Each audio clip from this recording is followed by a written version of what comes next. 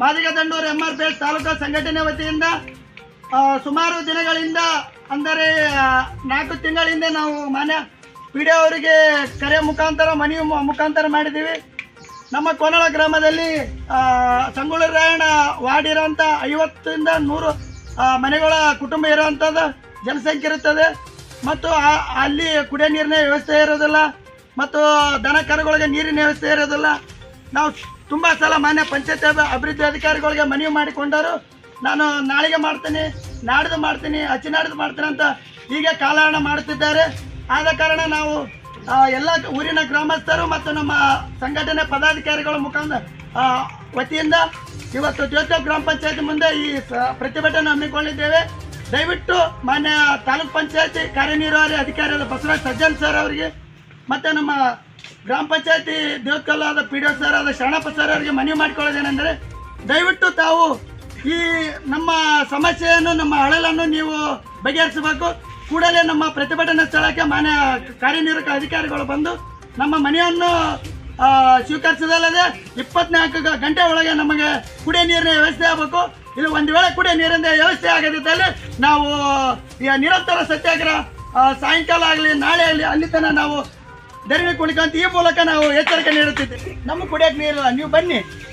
ನಾವು 6 ತಿಂಗಳಾಯ್ತು ಮಾನ್ಯ ಅಭಿವೃದ್ಧಿ ಅಧಿಕಾರಿಗಳು ಕರೆ ಮಾಡ್ತೀವಿ, ಫೋನಿನ ಮುಖಾಂತರ ಹೇಳ್ತೀವಿ, ಮತ್ತು ಮನವಿ ಕೂಡ ಹಾಕಿದ್ದೀವಿ. ನಾವು ಆ ಮನವಿ ಹಾಕಿದ್ರು ನಾಳೆಗೆ ಮಾಡ್ತೀನಿ, ನಾಡ್ದು ಮಾಡ್ತೀನಿ, 15 ದಿನ ಬಿಟ್ಟು ಮಾಡ್ತೀನಿ, ವಾರ ಮಾಡ್ತೀನಿ, ನನ್ನ ಬಜೆಟ್ ಇಲ್ಲ. ಹೌದು, ಬಜೆಟ್ ಇಲ್ಲ, ನಾವು ಒಪ್ಕೊಂತೀವಿ. ಆದರೆ ನೀವು ಕರ ವಸೂಲಿ ಯಾಕೆ ಮಾಡ್ತೀರಿ? ಬಜೆಟ್ ಇಲ್ಲಾರ್ದಾಗ ಅವ್ರು ರೈತರ ಬೆಲೆ ಯಾಕೆ ತೊಗೊಂತೀರಿ? ನೀವು ಕರ ವಸೂಲಿ ಮಾಡಿದಂಗೆ ನೀರಿನ ಕರ ಕಟ್ತೀರಿ, ಎಲ್ಲ ಕರ ಆ ಜಾಗದ ಕರ ಎಲ್ಲ ಮಾಡ್ತೀನಿ ಬೇಕಾ ನಮಗೆ ನೀರಿನ ವ್ಯವಸ್ಥೆ ಮಾಡಬೇಕು. ನಾವು ಹೇಳೋದು ಒಂದೇ ಮಾತು, ಮನೆ PDO ಇರ್ಬೋದು, ಕಾರ್ಯನಿರ್ವಾಹಕ ಅಧಿಕಾರಿ ಇರ್ಬೋದು, ಬೇಸಿಗೆ ಬಿಸಿಲದ ದನಗಳಿಗಿರ್ಬೋದು, ಮನುಷ್ಯರಿಗಿರ್ಬೋದು, ನೀವು AC ರೂಮ್ನಲ್ಲಿ ಕುಂತ್ಕೊಂಡು, ನೀವು ಫ್ಯಾನಿನ ಗಾಳಿ ಕುಂತ್ಕೊಂಡು ನೀವು ಫಿಲ್ಟರ್ ನೀರು ಕುಡಿದು ನಾವೇನು ಮಾಡೋ ಸ್ವಾಮಿ? ನಮ್ಮ ತ್ರಾಸಿ ನಾವು ಯಾರ ಹತ್ರ ಹೇಳ್ಕೊಂಬ? ನೀವು ನಮ್ಮ ಸಾರ್ವಜನಿಕ ಕಾಪಾಡೋದಕ್ಕೆ, ನಮ್ಮ ಕೆಲಸ ಮಾಡೋದಕ್ಕೆ ನಿಮ್ಗೆ ಸರ್ಕಾರ ನಿಮ್ಗೆ ದುಡ್ಡು ಕೊಟ್ಟು ಕುಂದಿಸಿರೋದು ಚೇರ್ ಮೇಲೆ. ಮತ್ತು ನಮ್ಮನ್ನೇ ಆಳಲು ಕೇಳಿಲ್ಲ ಅಂತಂದ್ರೆ ಯಾಕೆ? ನಾವು ಬೆಳಗ್ಗೆಲಿದ್ದು ಏನೋ ಬೇಡಿಕೆ ಇಟ್ಟಿದ್ದೀವಿ ಮಾನ್ಯ ಸರ್. ಬೆಳಗ್ಗೆಲಿದ್ದ ಪಂಚಾಯತ್ ಅಭಿವೃದ್ಧಿ ಅಧಿಕಾರಿ ನಮಗೆ ಕೂಡಲೇ ನೀವು 2 ದಿನ 3 ದಿನ ನಮ್ಗೆ ಬೇಕಾಗಿಲ್ಲ. ನೀವು ಒಂದು ವಾರ ಟೈಮ್ ತೊಗೊಂಡ್ರಿ ಅಂತಂದ್ರೆ ನಮಗೆ ನೀರಿನ ಟ್ಯಾಂಕಿ ವ್ಯವಸ್ಥೆ ಮಾಡಿ. ಇವರು ಮಾಡಲ್ಲ ಅಂತ ಹೇಳಿದ್ರು.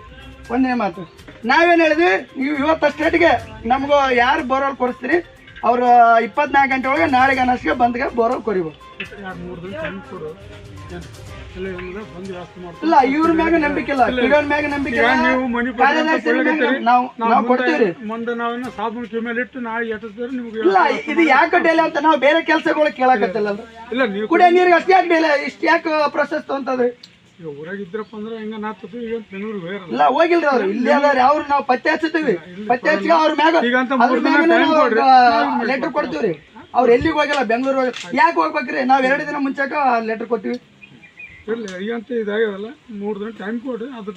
ಇಲ್ಲ, 3 ದಿನ ಇಲ್ರಿ, ನಾಳೆ 1 ದಿನ ಟೈಮ್ ಕೊಟ್ಟಿಲ್ಲ. ಮನವಿ ಸ್ವೀಕರಿಸ್ಬೇಕಂದ್ರೆ ನೀವು ಹೋಗ್ರಿ, ನಾವು ಅಕ್ಕದ ನಾವು ಭರವಸೆ ಕೊಡ್ತೀವಲ್ಲ. ಈಗ ನಾವು ಸರ್ ಹೇಳಕತ್ತೀವ್ರಿ, ಕಾನೂನು ರೀತಿಲಿ ಏನಾದ್ರು ನಾವು ಇಲ್ಲ, ನಾಳೆ 3 ದಿನ ನಾಳೆ ನಮ್ಮ ಬೆಳಗ್ಗೆ ಟ್ಯಾಂಕರ್ ಬರ್ಬೋದು. ನಮ್ಗೆ ಬೇಕಾಗಿಲ್ಲ. ನಿಮ್ಗೆ DC ಅವರು CS ಅವರು ಆರ್ಡರ್ ಮಾಡಿ ಆದೇಶ ಮಾಡಿ ಯಾವುದೇ ನೀರಿನ ತೊಂದರೆ ಇಲ್ಲಕ ಅಲ್ಲಿ ಅನುಕೂಲ ಮಾಡಂತ. ನೀವು 3 ದಿನಕ್ಕೆ ಬರ್ತಾರೆ, 4 ದಿನ ಬರ್ತಾರೆ, ಮಾಡಿ ನಮ್ಮ ಟ್ಯಾಂಕರ್ ವ್ಯವಸ್ಥೆ ಮಾಡಿ. ನಿಮ್ಗೂ ಅಂತ ಫೋನ್ ಕಾಂಟ್ಯಾಕ್ಟ್ ಮಾತಾಡ್ಯಾರ ಸದ್ಯ.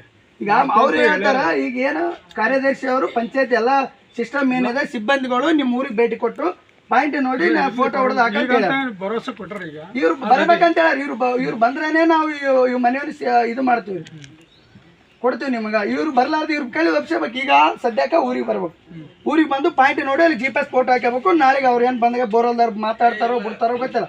ನಾಳೆ ಎಷ್ಟೊತ್ತಿಗೆ ಅಲ್ಲಿ ಬಂದು ಬೋರ್ವೆಲ್ ಕೊಡ್ಸಲ್ಕಂದ್ರೆ ನಾಡ್ದು ನಾವು ಪಂಚಾಯತ್ ಕೀಲಿ ಹಾಕಿ ಇಲ್ಲಿ ನಮಗೆ ಏನಾಗ್ತದೋ ಅದಕ್ಕೆ ಜವಾಬ್ದಾರಿ ಅವ್ರೆ.